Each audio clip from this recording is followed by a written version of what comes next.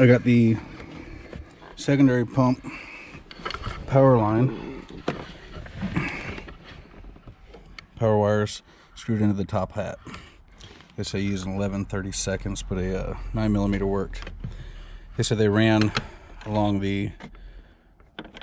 this vent line, so I started pushing it in, and luckily they come into the wheel well, which by the way I have the wheel removed, got the liner out. That was some 8mm screws and 5 10mm bolts. The fabric lining comes out, and then you'll see where the vent hose comes from here, and you can see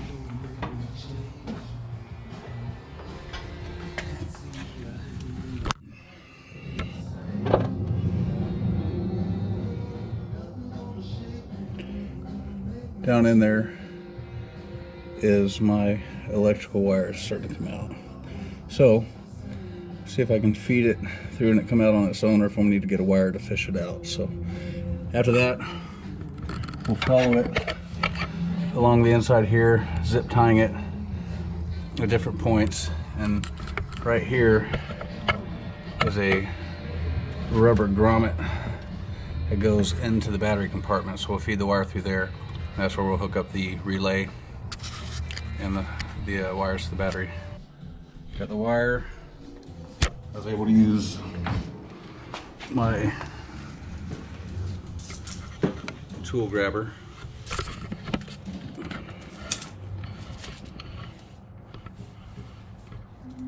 and fish it out. So now we're going to end up running it.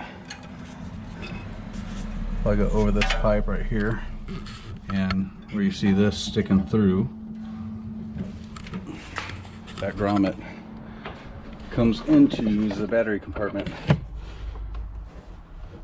Right there's the other side of it. Figuring out the trigger wire stuff, it appears that the ground will be the Hobbs switch. The 12 volt is go to switched ground, so you can't just hardwire it to the battery. So I already put the battery in. Now I have to pull it out because I got to get the trigger wires back to that same grommet I ran through here, and then run those wires all the way to the battery compartment.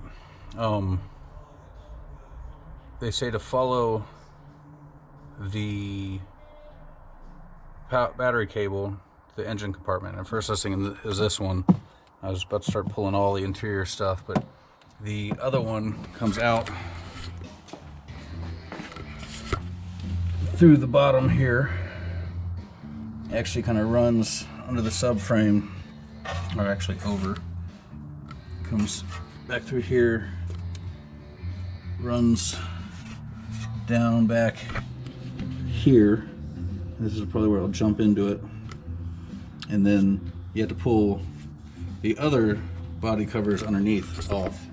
So at least peel them back so you can trace that wire all the way, and that should come up to where we're going to have to pull the rear portion of the front fender well off to get up into the DME box area, which I'm hoping doesn't mean I have to lift the DME box out, but we'll see. So then the power wire switched, and it has its own little fuse, will go to the same one the JB4 uses. So that'll give it switched, i.e. ignition, 12 volt power, and then the negative will run over to the Hobbs switch. So that that'll close a circuit for the relay, which will send the power to the fuel pump. So anyway, I'm gonna pull the battery, get those wires, run through the grommet. I had to get the battery out to get that through there, and get them running down underneath the car into the baggage or cargo engine compartment. All right, I have the battery in. Everything running, the relay's hooked up. The fuse power coming off the bat, connected directly to the battery. The blue wire connected to the red wire running back to the fuel pump. The black wire running to the fuel pump directly to ground. the white wire going off the relay going directly to the red wire for the trigger, and the black wire to the black wire for the trigger.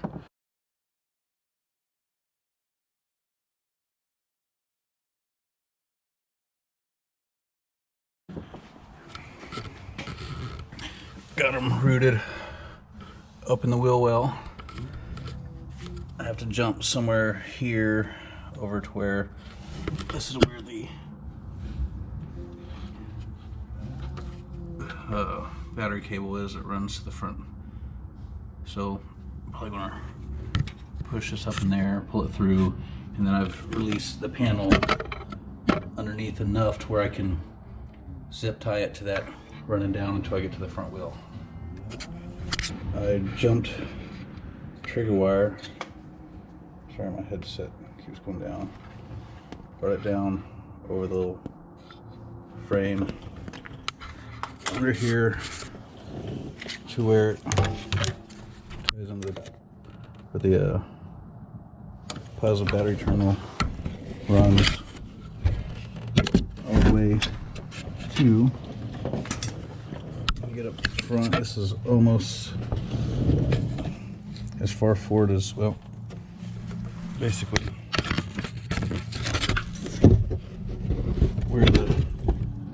almost where the down pipes are, and that hole, push the wire up through, and it comes out into the engine compartment.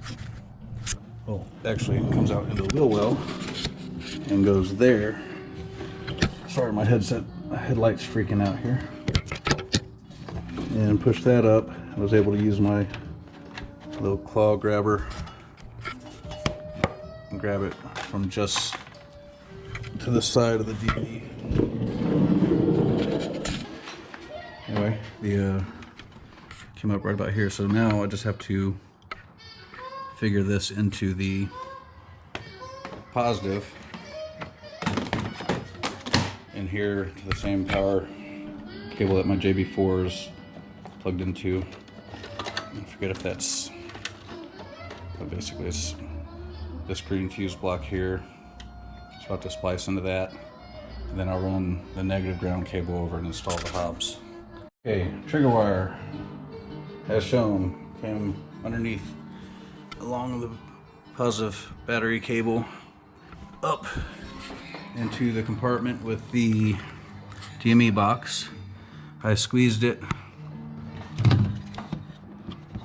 out the side, right here, by that little flap, so I can get the flap back down again. I ran the negative through my other wires to where it's laying. I can hook it to the hob switch.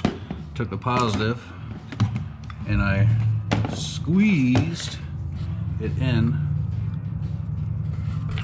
through this wire bundle and into here. So in the DME box, if you don't have a JB4, basically the JB4, when you install it, you end up putting it in this pin slot. I believe it's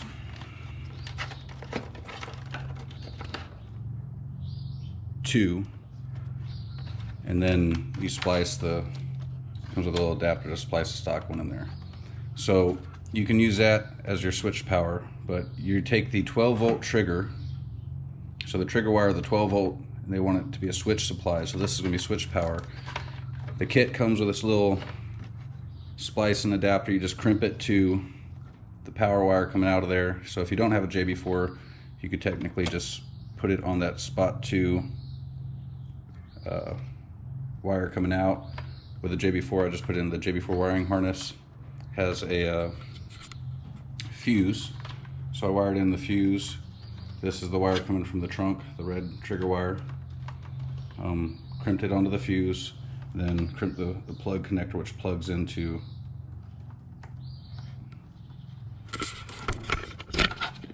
there. All right, so that will give us our 12 volt trigger power. I ran the negative, or the ground, for the trigger wire over to here. I have the hob switch installed in the charge pipe. Have it grounded to the chassis. And I'm just going to go ahead and put a connector on this side and hook that up.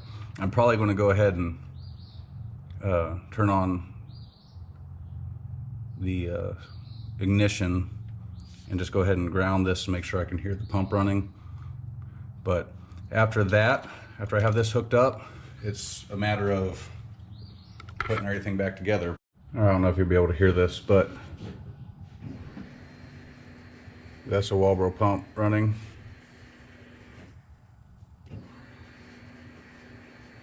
So it's working with the hob switch closes a connection from pressure. It'll basically connect these grounds, and we will have motor fuel. All right, she's buttoned back up. Back seats are back in. Went ahead and vacuumed everything out while I was in there. So all I gotta do is lower it, torque the wheels, throw a splash of gas in, and go do a run and log with the JB4, see if we alleviated our fuel pressure drop problems at boost and RPM. So let you know how that goes. Anyway, that's the install for the low pressure fuel pump upgrade from Fuel It.